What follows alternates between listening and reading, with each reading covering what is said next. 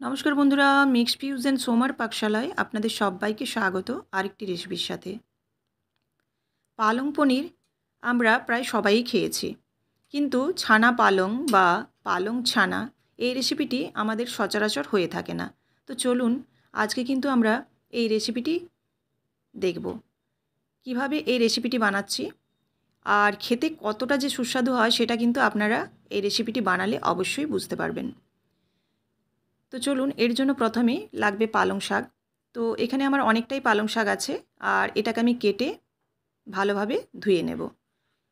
খুব একটা ছোট করে কাটছি না, বড় করেই কাটছি। কেটে এটা পরিষ্কার করে ধুয়ে নিয়ে আমি পালং শাকটাকে একটু ভাপিয়ে নেব। দেখুন এরকম কেটে নিয়েছি, দিয়ে ভালোভাবে ধুয়ে আর পালং শাকটাকে একটু হালকা করে ভাপিয়ে নিয়েছি। এদিকে আমি বড় বড় একটু ডুমো করে আলু কেটে নিয়েছি। এই আলুটাকে আমি সেদ্ধ করে নেব। একটু লবণ দিয়ে দিচ্ছি, লবণ দিয়ে আলুটাকে সেদ্ধ করে নিচ্ছি। আলুটা যখন সেদ্ধ হয়ে যাবে তখন এই জলটা ফেলে দেব, এবং জলটা ফেলে দিয়ে আলুটাকে ঠান্ডা করতে দেব। এদিকে আমি নিয়ে নিয়েছি আদা কাঁচা লঙ্কা।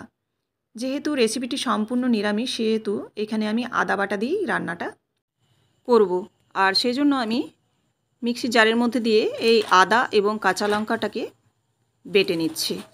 আপনারা চাইলে এটা শিল নোড়াতেও বেটে নিতে পারেন। এবার এদিকে মিক্সির জারে আমি পালং শাকটা যে ভাপিয়ে রেখেছিলাম সেটা ঠান্ডা করে এটাকেও কিন্তু পেস্ট বানিয়ে নেব। আর এর সাথে দিয়ে দিচ্ছি কয়েকটা কাজু, আর দিয়ে দিচ্ছি বেশ কিছুটা চারমগজ। এখানে চাইলে আপনারা কাজুর পরিমাণটা আর একটু বাড়াতে পারেন। এখানে আমি চারমগজের পরিমাণটাই খুব বেশি করেই দিয়েছি। তো এবার এটাকেও পেস্ট বানিয়ে নিলাম। ব্যাস সব কিছু রেডি হয়ে গেল। এবার রান্নার জন্য পুরোপুরি সমস্ত মশলা রেডি হয়ে গেছে। এদিকে আমি একটা ফ্রাই প্যানের মধ্যে দিয়ে দিয়েছি 1 চামচ থেকে 1.5 চামচের মতো ঘি, আর এর সাথে দেব সাদা তেল। পুরো রান্নাটা ঘিয়ে করা যায় এবং পুরো রান্নাটা কিন্তু সাদা তেলেও করা যায়। তো আপনারা আপনাদের ইচ্ছে মতো রান্না করতে পারেন।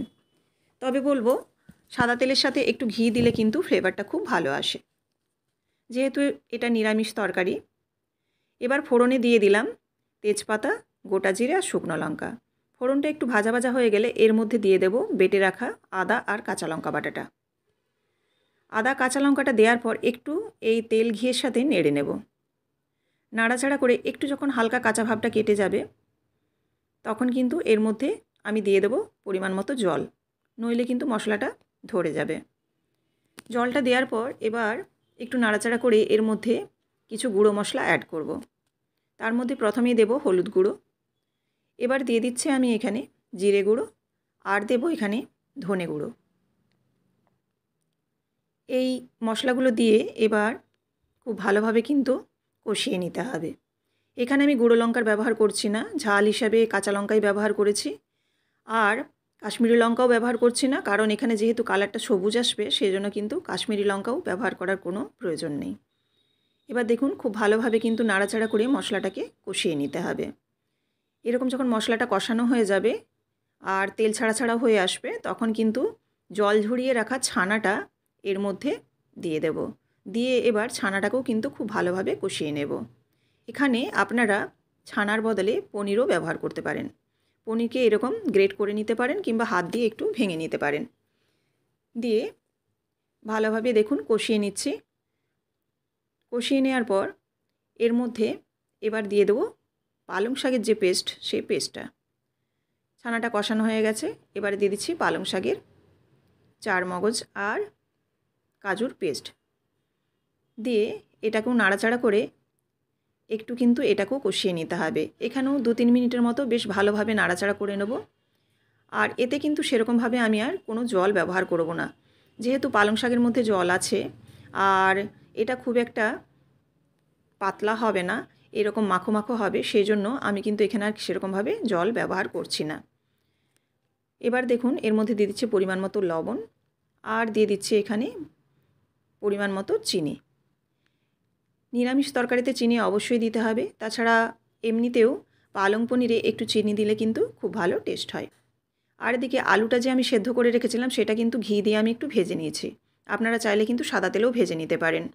তাছাড়াও যারা আলু এখানে পছন্দ করবেন না তারা কিন্তু আলুটা স্কিপ করে যেতে পারেন। তো দেখুন আলুটা দেয়া হয়ে গেছে। আলুটা যেহেতু প্রায় সেদ্ধ হয়ে গেছে সেজন্য কিন্তু আর খুব বেশিক্ষণ রান্নাটা করতে হবে না। এবার নাড়াচাড়া করে খুব ভালোভাবে কিন্তু আরও 3 থেকে 4 মিনিট আমি ভালোভাবে এইভাবে নাড়াচাড়া করে আর একটু কষিয়ে নেব। এবার নামাবার আগে দেখুন দিয়ে দিচ্ছি কিছুটা গুঁড়ো দুধ। এখানে চাইলে লিকুইড মিল্কও ব্যবহার করা যেত, কিন্তু যেহেতু আমি এই জিনিসটা আর লিকুইড করতে চাইছি না, অর্থাৎ পাতলা করতে চাইছি না, তাতে কিন্তু আরও বেশি রান্নার সময় লেগে যাবে ওই দুধটাকে ঘন করার জন্য।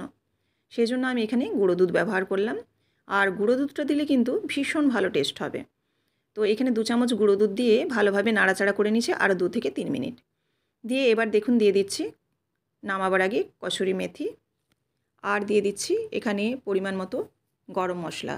গরম মশলাটা খুব একটা বেশি দিচ্ছি না, মোটামুটি কমের মধ্যেই দিচ্ছি। আর এখানে দিয়ে দিচ্ছি 1 চামচের মতো ঘি। এবার ভালোভাবে নাড়াচাড়া করে নিচ্ছি। নাড়াচাড়া করে সমস্ত কিছুকে মিশিয়ে নিয়ে আরও 1 মিনিটের মতো এইভাবে রান্না করব।